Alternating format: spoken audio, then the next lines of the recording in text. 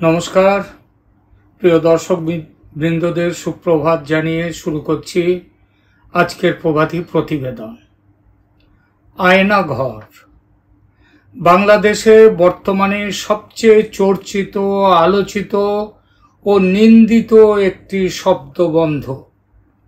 এই যে বিশেষণগুলি প্রয়োগ করলাম আয়নাঘর সম্পর্কে, সত্যি করে বলছি আগে কখনো এগুলো প্রয়োগ করতে হবে এটা ভাবিনি। কারণ আয়নাঘর বলতে আমার স্মৃতিতে ভেসে ওঠে মুঘলে আজম ছবিতে আয়নাঘরের মধুবালার সেই নাচ এবং সেই বিখ্যাত গান প্যার কিয়া তো ডরনা ক্যা। আর জানতাম হুমায়ুন আহমেদের একটি অসাধারণ উপন্যাস ওই নামে, আয়নাঘর নামে। এই নামে যে আরো কিছু আছে বাংলাদেশে জানতাম না। জানলাম এই চ্যানেলের এক দর্শকের কল্যাণে।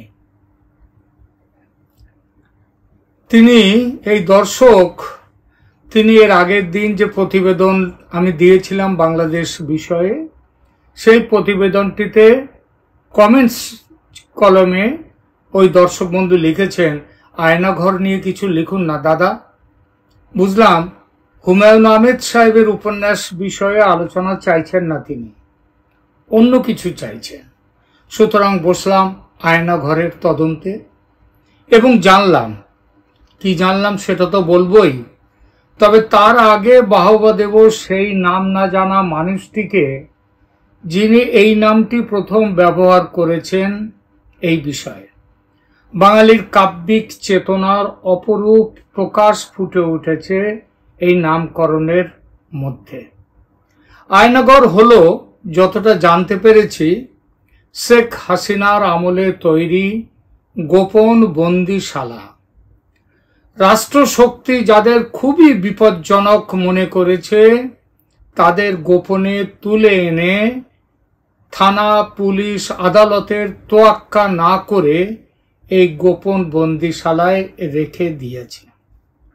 ঢাকায় গোয়েন্দা পুলিশের হেডকোয়ার্টারের মধ্যে নাকি এর অবস্থান। মিডিয়া কাঁপিয়ে দিয়েছে এবং ঝাঁপিয়ে পড়েছে এই বিষয়টি নিয়ে। কিন্তু জায়গাটি যে ঠিক কোথায় সে বিষয়ে কারো ধারণা কিন্তু খুব একটা স্পষ্ট নয়। এমনকি দেশে একটি মাত্র আয়নাঘর আছে নাকি একাধিক জায়গাতে একাধিক আয়নাঘর আছে সেটাও স্পষ্ট নয়। কেউ বলছেন 30টি ছোট ছোট কক্ষ নিয়ে আয়নাঘর রয়েছে ঢাকা গোয়েন্দা পুলিশের হেডকোয়ার্টার চত্বরে। আবার কেউ বলছেন ঢাকায় একাধিক জায়গাতে আয়নাঘর আছে, এমনকি বাংলাদেশের বিভিন্ন শহরেও নাকি আছে আয়নাঘর।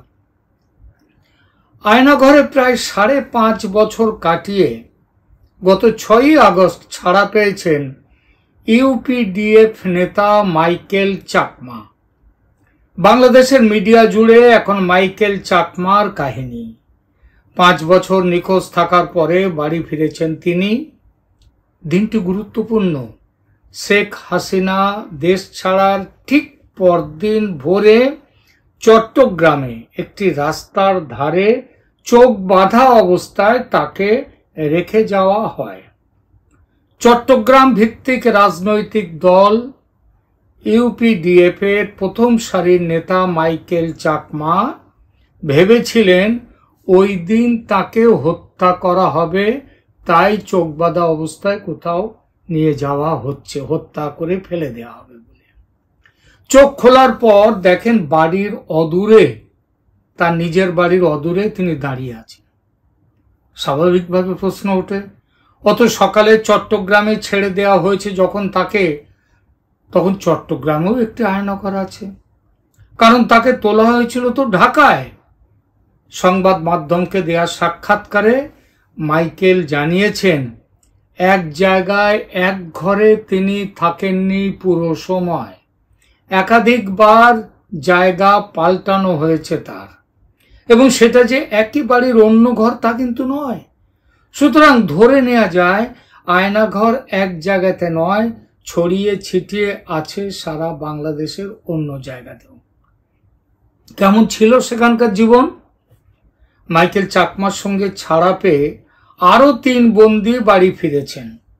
তাদের একজন বাংলাদেশের নামজাদা আইনজীবী ব্যারিস্টার আহমেদ বিন কাসেম আরমান এবং আরেকজন হচ্ছেন প্রাক্তন সেনা কর্মকর্তা আব্দুল্লাহ হিল আমান আজমি। তারাও বলেছেন তাদের আয়না ঘরে আটক রাখা হয়েছিল। সেই ঘরের বর্ণনা শোনার পর বাংলাদেশের নানা মহলে আলোচনায় উঠে আসছে সত্যজিৎ রায়ের সিনেমা হীরক রাজার দেশের যন্তর মন্তর কক্ষের কথা। রাজার পক্ষে কথা বলার জন্যে যে কক্ষে মেশিনের সাহায্যে মগজ ধোলাই করা হতো বন্দীদের, শেখানো হতো নানা রকম বুলি, নানা রকম স্লোগান, যেমন যায় যদি যাক প্রাণ হীরকের রাজা ভগবান, কিংবা ধন্য শ্রমিকের দান হীরকের রাজা ভগবান, এই ধরনের সব আর কি। আয়নাঘর ফেরত ব্যক্তিরা বলছেন অতীতে যাদের মুক্তি দেয়া হয়েছে তাদের কাছ থেকে মুক্তির আগে নাকি লিখিয়ে নেওয়া হতো তারা বাইরে গিয়ে সরকার, বিশেষ করে শেখ হাসিনার বিরুদ্ধে কথা বলবে না এবং ঘুণাক্ষরও বলবে না আটক জীবনের কথাও।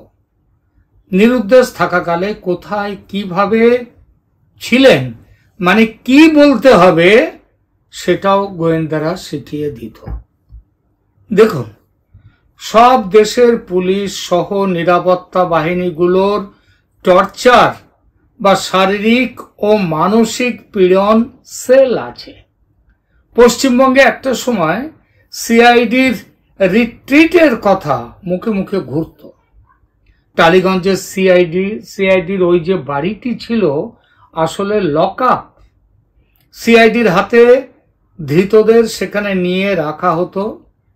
অভিযোগ জানা যেত যে সেখানে ধৃতদের অকথ্য শারীরিক ও মানসিক পীড়ন করা হতো। কলকাতা পুলিশের লালবাজার লকআপ সম্পর্কেও একই অভিযোগ কিন্তু ছিল। মানবাধিকার কমিশন সক্রিয় হওয়ার পর টর্চারের অভিযোগ অনেকটাই কমে এসেছে। 70-এর দশকে আমাদের এই বাংলায় বিখ্যাত নট ও নাট্যকার উৎপল দত্তের দুঃস্বপ্নের নগরী নামে একটি নাটক প্রচণ্ড জনপ্রিয় হয়েছিল। সেই নাটকে ফুটে উঠেছিল এইসব টর্চার সেলে কিভাবে টর্চার করা হতো তার একেবারে সাক্ষাৎ কিছু জ্বলন্ত উদাহরণ সেখানে থাকত।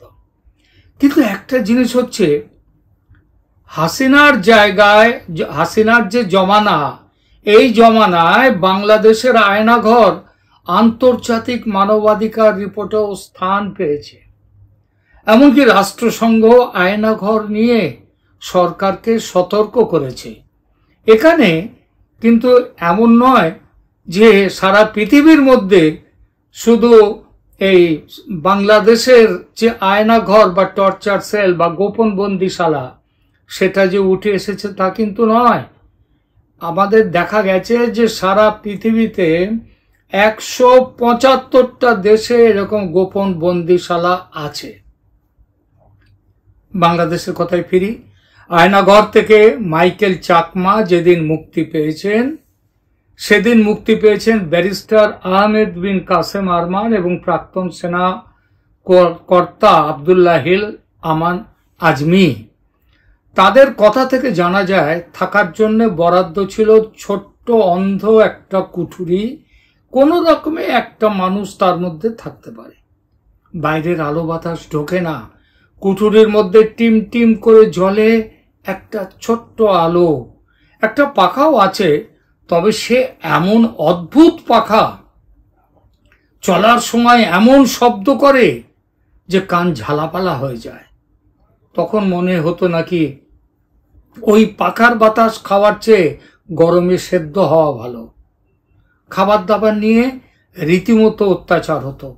কোনোদিন নুনে পোড়া, তো কোনোদিন আলু নেই। এমনই অখাদ্য যে চাকমা বলেছেন যে কতদিন সবজি ছাড়া শুধু ভাত খেয়ে তার দিন কেটেছে, দিনের পর দিন।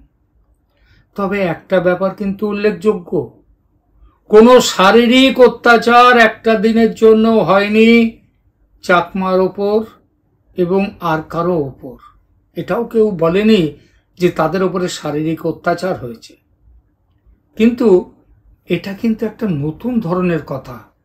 বন্দিশালায় শারীরিক অত্যাচার হয় না, এটা হতে হয়নি, অন্য কোথাও হয় না।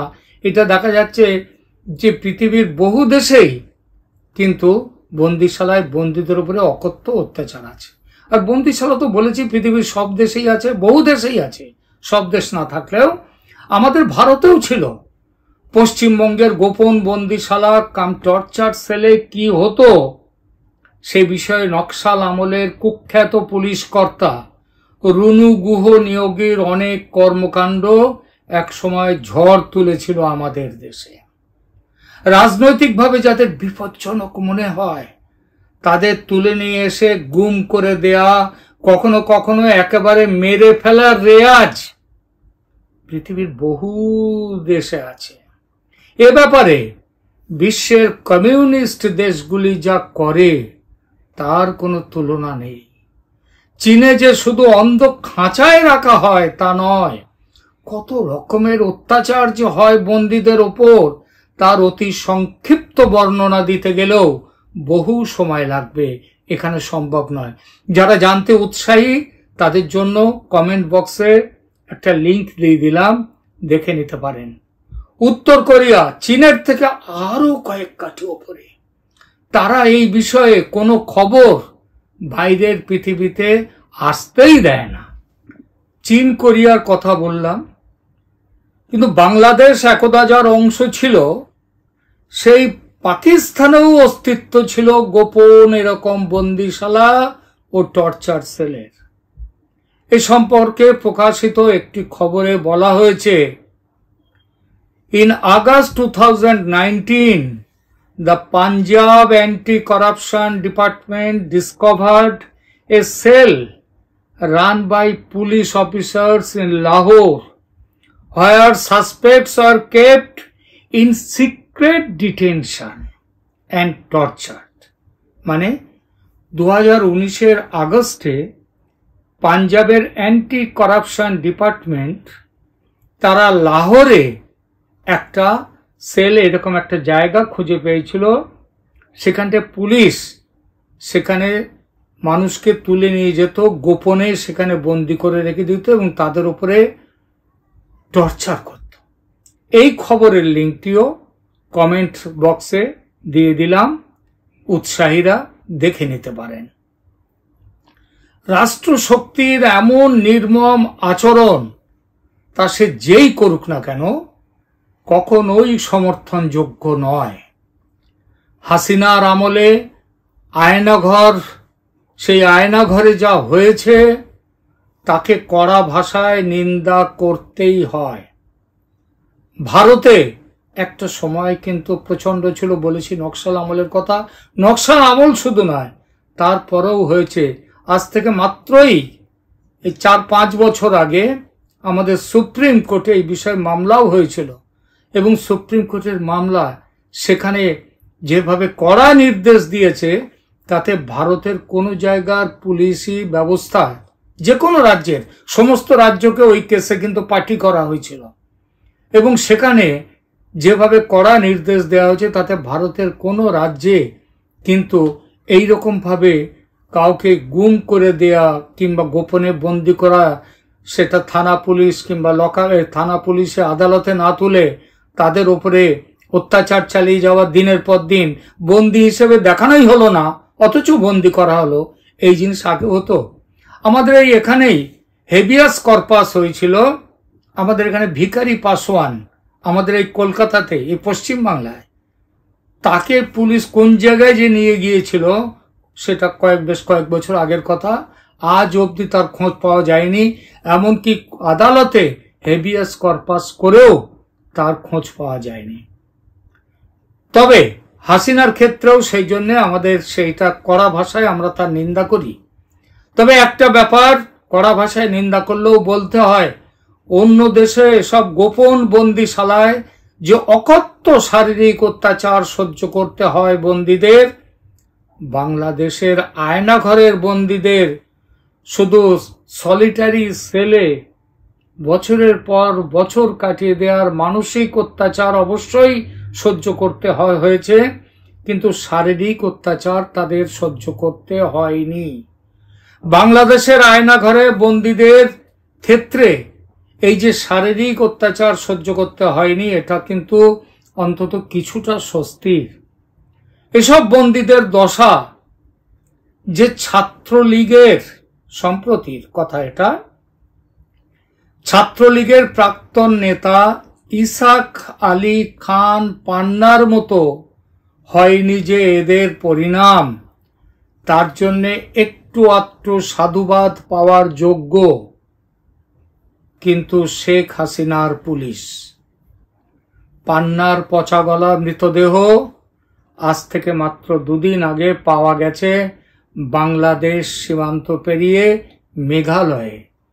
বাংলাদেশ মেঘালয়ের পুলিশ সন্দেহ করছে যে তাকে বাংলাদেশে মেরে তার শরীরকে পাঠিয়ে দেওয়া হয়েছে এখানে, মানে মেঘালয়, ভারতের মধ্যে। আজ তার মৃতদেহ, আজ না গতকাল তার মৃতদেহ তার পরিবারের হাতে তুলে দেয়া হয়েছে। বা অন্তত এই মাইকেল চাকমা এবং আর যারা ছিলেন তাদের মৃতদেহ অন্তত এভাবে কোথাও আবিষ্কার করা হয়নি। এটা তাদের যেমন আনন্দের কথা, তেমনি দেশবাসীর, বাংলাদেশের মানুষের পক্ষেও এবং যে কোনো সভ্য সমাজের মানুষের পক্ষে অন্তত কিছুটা স্বস্তির হয়েছে যে তারা শেষ পর্যন্ত ছাড়া পেয়েছে এবং কোনো রকম অত্যাচারে তাদের প্রাণ যায়নি। আজ এই পর্যন্ত। ভালো থাকবেন সবাই। Have a good day.